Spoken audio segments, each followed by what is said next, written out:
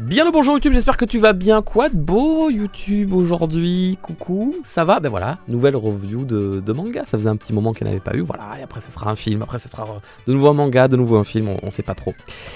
Bien, j'ai lu un manga aujourd'hui, voilà, ils te disent bonjour, ils sont trop mignons, ils jouent le jeu à chaque fois, et merci à vous de jouer le jeu à chaque fois, parce que dans quelques instants, on vous verra plus, vous aurez disparu derrière la jaquette du manga que j'ai lu. J'ai lu un manga aujourd'hui, visuellement. Je te mets pas la jaquette tout de suite parce que je la trouve très belle, donc je t'y prépare, elle est haute en couleur, elle est très jolie la jaquette, qu'est-ce que tu en penses? Comment tu la trouves cette jaquette? Est-ce qu'elle t'inspire? Est-ce qu'elle te donne envie d'aller voir, d'aller lire le manga, tu vois?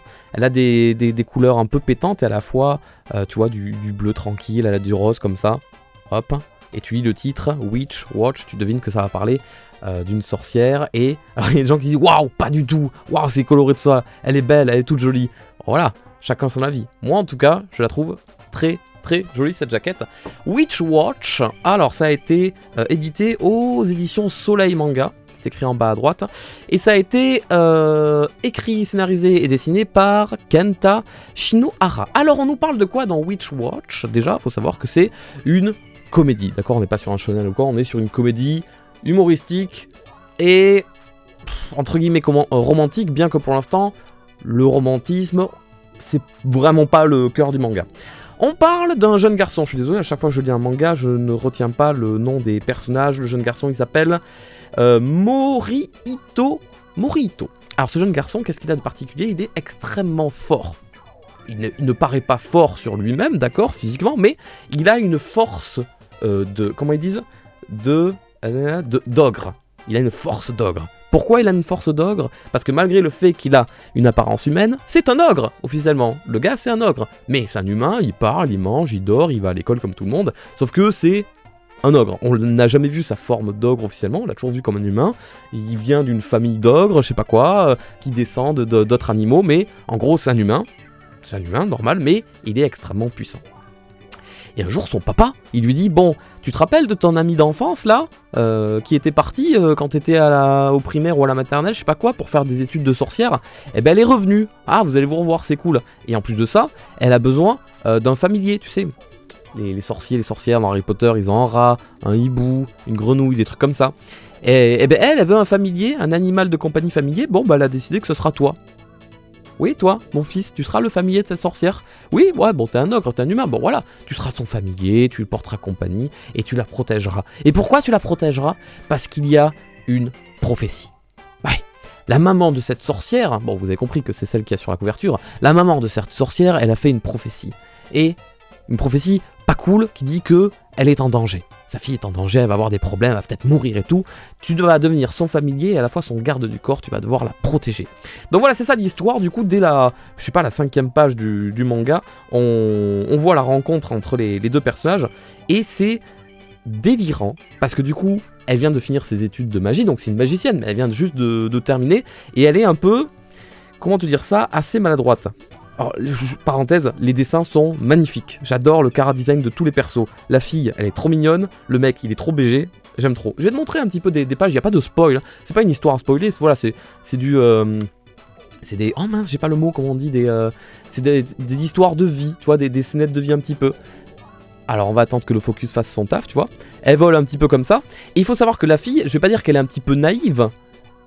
Mais elle est un petit peu naïve. C'est-à-dire que...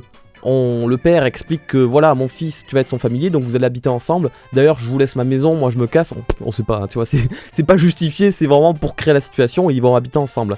Donc le mec il est en mode ah, relou, fait chier. Et la fille elle est très naïve et elle dit oh, je vais habiter avec un garçon, je l'ai pas revu depuis qu'on était enfant. Peut-être qu'on va bien s'entendre, peut-être qu'il va se passer des choses, j'en sais rien. Tu vois le genre. Et genre, elle est tout le temps en mode, mais genre, à partir du quart du premier tome, elle est déjà amoureuse de lui et elle est un peu nunuche. Non, elle est vraiment nunuche en vérité.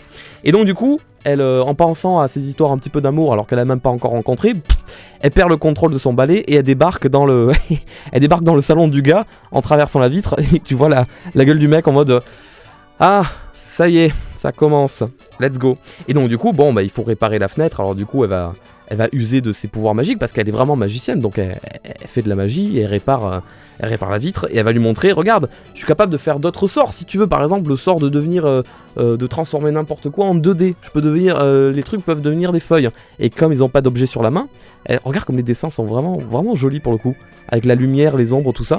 Bah écoute, moi, je vais devenir moi-même une feuille de papier pour te montrer à quel point je suis une magicienne, tu vois, et elle devient une feuille de papier. Sauf que comme tu peux le voir juste ici, il y a un courant d'air, elle s'envole. Elle est tellement maladroite, c'est une catastrophe. Hein. Et donc elle s'envole et il lui court après, tu vois, elle vomit des confettis évidemment, et il lui court après à travers toute la ville, il n'arrive pas à l'attraper, bref, c'est le bordel. Et donc voilà, c'est des petites scénettes de vie où ils vont vivre ensemble. Lui, il va devoir faire attention à elle parce qu'il a une mission, c'est de la protéger. Mais de quoi, il sait pas encore. Il sait juste qu'elle est en danger potentiel un jour, on sait pas quand. Et elle, elle vit sa vie de fille un petit peu naïve et elle veut aller à l'école et elle veut se vanter qu'elle a des pouvoirs magiques parce que les gens trouvent ça trop cool, ce genre de choses. Regarde, tu vois, je suis à quoi? Je suis à la page combien? La page 56. Je suis à la page 56 du manga. Oh, je suis amoureuse, tout ça. Tu vois le genre de cliché un petit peu féminin, mais ça colle bien dans le manga. C'est pas le genre de truc qui me... Je suis en mode bof, mais là, ça rend bien. Disons qu'à chaque situation et le contraste avec le garçon qui lui, il est en mode lâche-moi, bats les couilles, non, je ne veux pas, arrête, va-t'en, fuis. Mais du coup, c'est assez marrant. Une autre situation qui était assez drôle, par exemple, tu vois, on change de, comment on dit, de scénario à chaque chapitre, ça va très vite. Ils surprennent un feu dans un bâtiment. Du coup, oh non. Et la magicienne, elle explique au garçon que son rêve, c'est de pouvoir utiliser la magie pour sauver les gens. Tu vois, c'est brave, c'est héroïque. Donc du coup, elle va s'équiper de son balai, elle va s'envoler. Et du coup, le mec, comme il doit la protéger, il fait attends, il va pas tout seul. C'est peut-être là le jour où elle va mourir dans l'incendie. Donc du coup, ils y vont à deux sur le balai. Et du coup, ils vont en chercher à la personne qui était dans le feu là, ici là-haut. Ils lui sautaient sur le balai. Donc elle saute sur le balai. Waouh, ils ont sauvé une personne. Parfait. Sauf que 3 personnes pour emballer, c'est trop lourd, du coup il tombe. Et là, quelle idée il a, le gars? Il dit, utilise un sort pour me rendre plus léger. Et effectivement, ça marche. Il devient plus léger, le balai est contrôlable. Sauf qu'elle a pas rendu que son corps léger. Elle a aussi rendu sa tête, son cerveau léger. Et du coup, il est devenu complètement con. Un peu, il est devenu charreau, alors que c'est pas du tout son genre de comportement. Et donc voilà, il y a que des situations un petit peu rigolotes qui... Ça part en steak à chaque fois parce que la fille est extrêmement maladroite et c'est très rigolo, tu vois. Après, voilà, ça je voulais le montrer. Après, ils vont au lycée, ils sont dans la même classe évidemment, tu vois. Et chaque élève au lycée au Japon doivent se présenter. Et du coup, tu vois, on a une page. Mince, je la trouve plus. Bon, c'est pas très grave.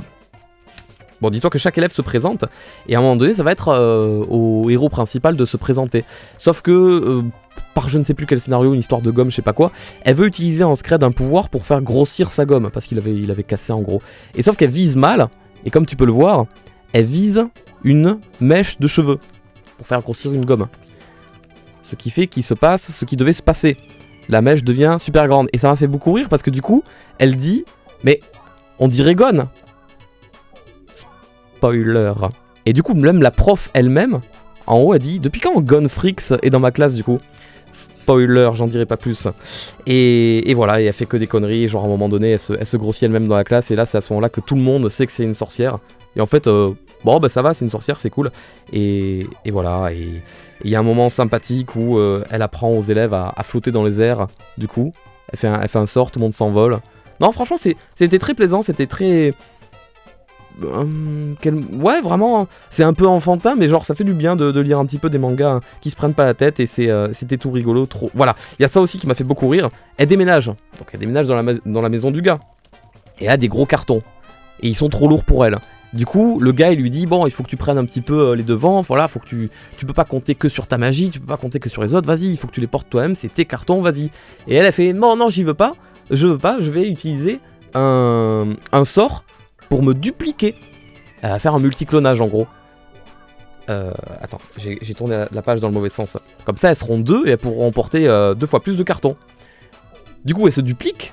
Sauf qu'en fait, quand elles se dupliquent, elles se divisent de taille. Elles sont toutes petites, les filles. Et en fait, comme elles sont toutes petites, elles ont plus de force. Elles ont divisé leur force par 2.